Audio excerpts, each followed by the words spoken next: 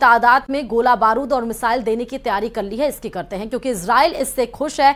लेकिन Benjamin Netanyahu के लिए बहुत बड़ी बैड न्यूज भी है क्योंकि अमेरिका ने इजराइल को साथ ही एक ऐसी सलाह भी दी जिससे इजराइल ने युद्ध हार भी सकता है। देखिए रिपोर्ट।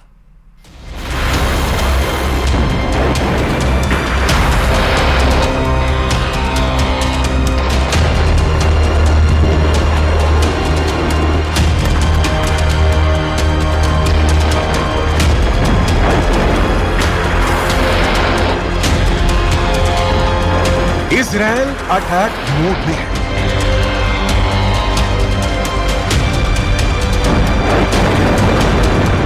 ईरान पलटवार की तैयारी में है।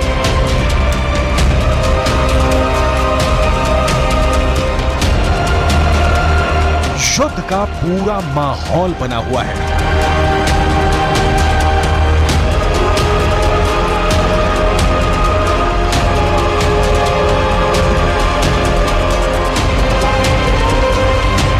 मिसाइलें तनी हुई हैं।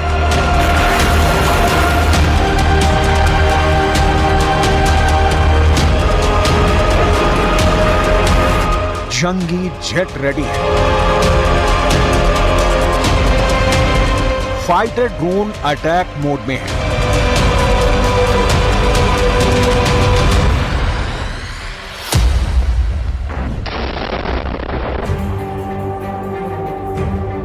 दो कट्टर दुश्मनों में आर पार की जंग की नौबत किसी भी वक्त आ सकती है, मगर इस टकराव में जो बड़ा ट्विस्ट आया है उसे समझने के लिए ट्रिगर पॉइंट पर चलते हैं।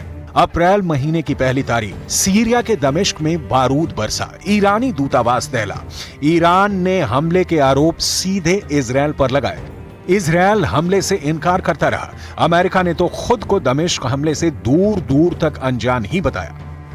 दमिश्क अटैक के जवाब में ईरान ने सैकड़ों ड्रोन और मिसाइल की बौछार इजराइल पर कर दी।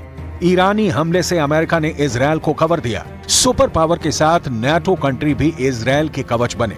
इसके बाद जब ईरान के शेखरी बेस को धुआं धुआं किया गया, तब भी अमेरिका ने हमले पर आधिकारिक बयान नहीं दिया। इजराइल की इराक स्ट्राइक से भी अमेरिका ने दूरी बना रखी है। इसके मायने क्या है? क्या युद्ध में इजराइल अकेले फंस गया है? क्योंकि अमेरिका तो फिलहाल किसी युद्ध में उलझने के लिए तैयार नहीं है। अमेरिकी डिफेंस फोर्सेस की सीक्रेट मीटिंग में क्या तय हुआ है? क्या इजराइल ईरान के टकराव से शुरू होने वाला महायुद्ध टल गया है? ये कहना तो मुश्किल है कि ईरान इजराइल शांति धारण करने वाले हैं, लेकिन अमेरिका इस बारूदी फसाद में फंसने से बच रहा है। ये दावा पूर्व अमेरिकी सैन्य अधिकारियों की रणनीति के आधार पर किया गया है, जिसके मुताबिक अमेरिका की सेनाएं मिडिल ईस्ट में बड़े युद्ध के लिए तैनात नहीं है। अगर संकट गहराता है तो पेंटागन को क्षेत्र में सैन्य जरूरतों के बारे में दोबारा विचार करना पड़ सकता है। डोनाल्ड ट्रंप के राष्ट्रपति कार्यकाल में मिडिल ईस्ट के उप सहायक रक्षा सचिव माइकल मोलरॉय ने एक बयान में कहा है कि मुझे नहीं लगता कि हमारे पास वो सभी ताकतें हैं जो हम इजराइल का समर्थन करना चाहेंगे अगर उनके और ईरान के बीच सीधा युद्ध होता है। माइकल मोलरॉय से अमेरिकी फोर्सेस के टॉप कमांडर की राय भी मिलती जुलती है। खाड़ी में अमेरिकी सेना की कमान संभालने वाले 4 स्टार जनरल जोसेफ वॉलेट मानते हैं कि अमेरिकी सेना को अपनी रणनीति पर फिर से विचार करना होगा कि क्षेत्र में हमें कौन सी आवश्यक टिकाऊ क्षमताएं बनाए रखनी है। बड़ी चिंता लंबे वक्त तक इलाके में बने रहने की हमारी क्षमता है।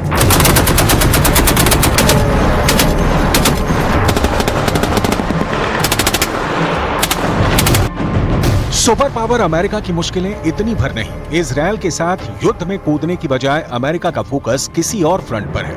खाड़ी मुल्कों में तैनात अमेरिका के मौजूदा जनरल माइकल एरिक हाल में ही एक मैसेज के जरिए अमेरिकी सांसदों को यह जानकारी दी कि उन्होंने अपनी सैन्य क्षमता बढ़ाने की गुजारिश प्रेसिडेंट बाइडेन से की थी, जिसका जवाब देते हुए पेंटागन ने खाड़ी से ज्यादा चिंता चीन से मिल रही चुनौती को बताया था।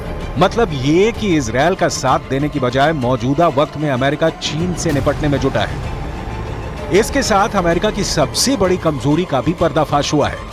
जनरल माइक एरिक ने लिखित रिपोर्ट में जानकारी दी कि एशिया महाद्वीप में अमेरिकी खुफिया नेटवर्क बेहद कमजोर हुआ है। सुपर पावर को एक्सपर्ट एजेंट नहीं मिल रहे हैं। अमेरिकी फोर्सेस को ट्रांसलेटर की भी किल्लत झेलनी पड़ रही है। युद्ध में अमेरिका को ये कमियां बहुत भारी पड़ सकती हैं।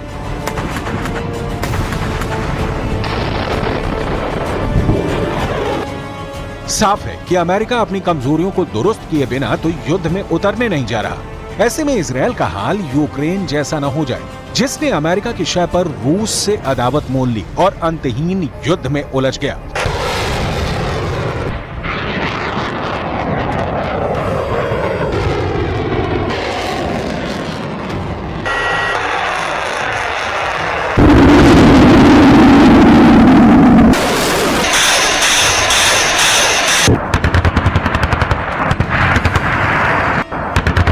अगर अमेरिका वॉर में नहीं आया तो इजरायल अकेले कितने दुश्मनों से भिड़ेगा, इसे समझना होगा। ईरान के पाले में अरब मुल्कों की पूरी ताकत जुटेगी, इसमें किसी को संदेह नहीं है।